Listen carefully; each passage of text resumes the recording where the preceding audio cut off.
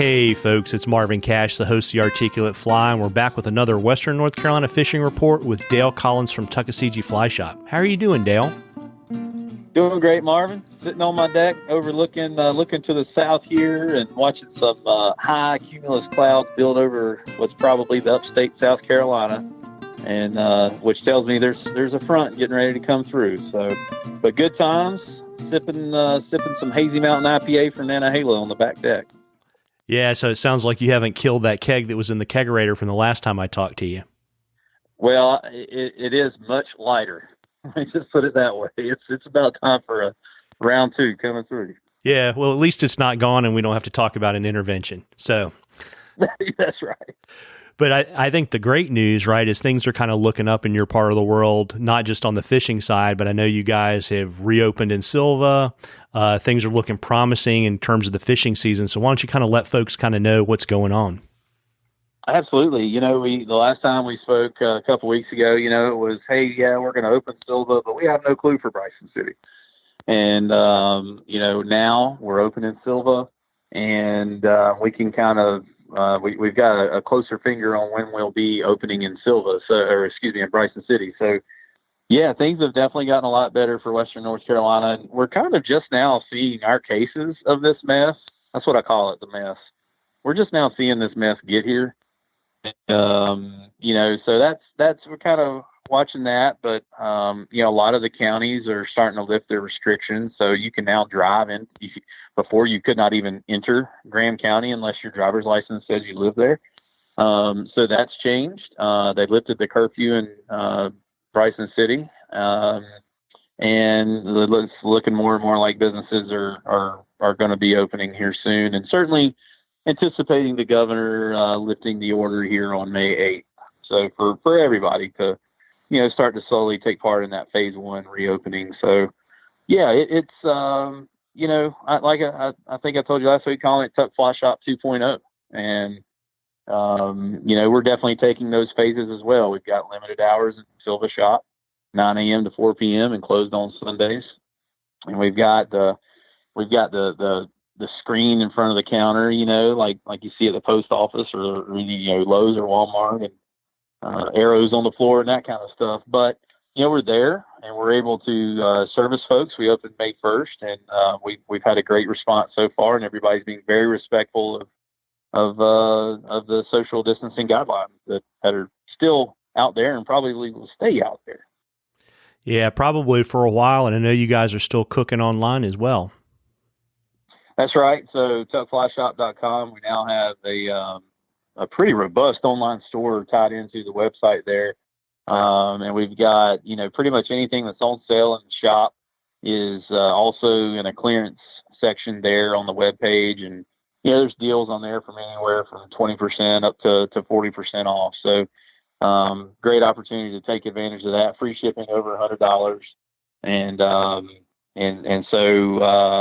And also one thing to look forward to, we're going to be doing some flash sales, some like 24-hour sales over the coming week and weeks. So definitely encourage folks to keep an eye out on our social media for those announcements to come. And I won't say what categories of goods that those sales will be on just yet, but it'll kind of rotate through a little bit of everything. So definitely keep an eye out on the horizon for that.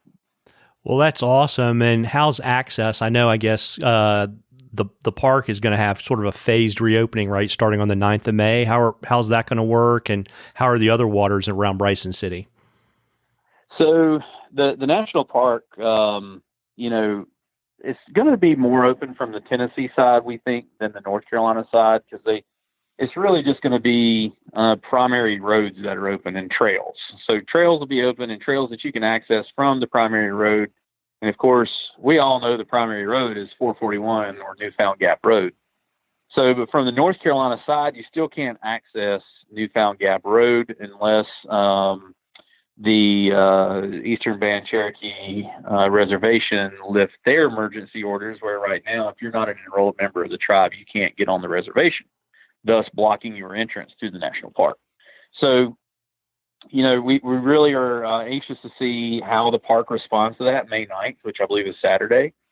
So they will, they will open in phases, and phase one is going to be at least 2 weeks. And so we're not even sure if they can get, without taking I-40 and coming around the long way, we're not even sure they can get anybody to Deep Creek to take the barricades down, or places along the Econolopti, straight forward, and those areas. So for the North Carolina side, I'm real curious to see what actually opens up, and anybody that's planning a trip, be very cautious about what to count on being there when you get here and having access to in the national park.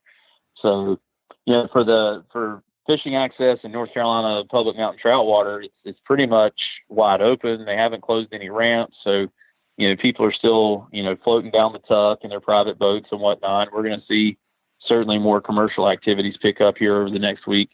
But the upper Nantahala is open and it's fishing lights out. The delayed harvest there, and Nantahala National Forest is technically closed, but they didn't close Wire Road, so your access there is still great. And then anything in Swain County that's not national park, of course, would be open. In Jackson County, same situation. You can look at the Caney Fort, Moses Creek, and anywhere there on the western North Carolina fly fishing trail. So, really the national park is kind of our last boon of access here. So when the national park really gets going here, things are going to be pretty much wide open. Got it. And are you guys booking guide trips right now? We are. And we're seeing most of those come in for late May and June. And that's kind of when people are, certainly feeling more confident about that. And certainly we've seen some come in for the fall as well. And you can now do that online also through our website.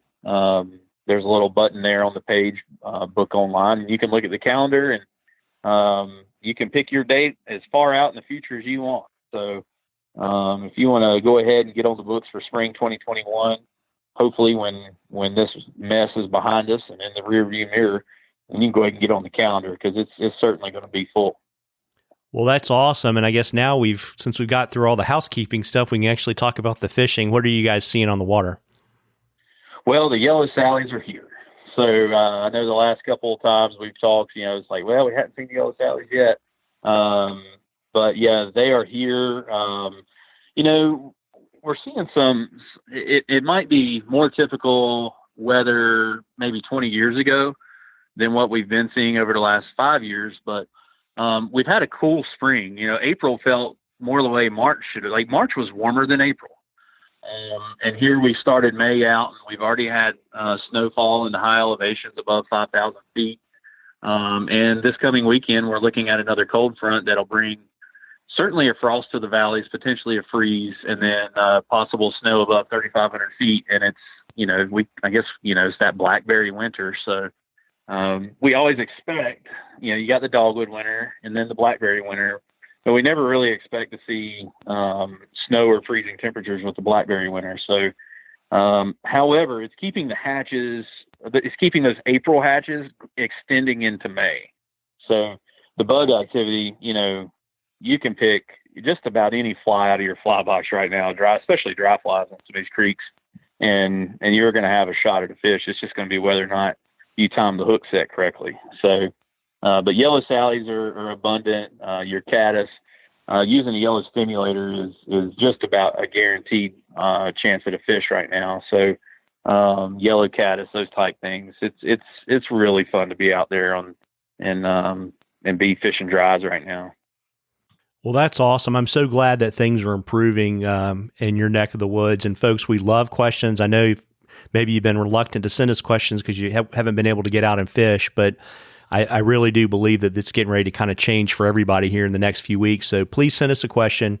If you send it to us on the Articulate Fly Facebook page and we read it, I'll send you some Articulate Fly swag, and you're going to enter into a drawing for something cool from the shop at the end of the season. And Absolutely. And Dale, before I let you hop to hit the kegerator one more time before dinner, why don't you let folks know about the new hours again? I know you mentioned them earlier in the fishing report with the new hours in Silva, and the best place to find you and the best place to find all of your flash sales that are going to be going on over the next couple of weeks. Sure. So tuckflyshop.com is certainly the best way to find us on the web. And then the same, tuckflyshop.com for social media. And we'll be running the Silva store right now, 9 a.m. to 4 p.m. Let's see, Monday through Saturday. And we may, as we see more and more open up, we may extend those hours. It's just like if you're on the river and the hatch is still going, you don't leave in the middle of the hatch. So we'll just have to kind of measure demand and foot traffic there. So, but yeah, shoot us an email, info@Tuck Fly Shop. And of course, our phones are back online now since we're open. So you can reach us 828-488-3333. Well, that's awesome. Well, listen, tight lines, everybody. Tight lines, Dale. You too, Marvin.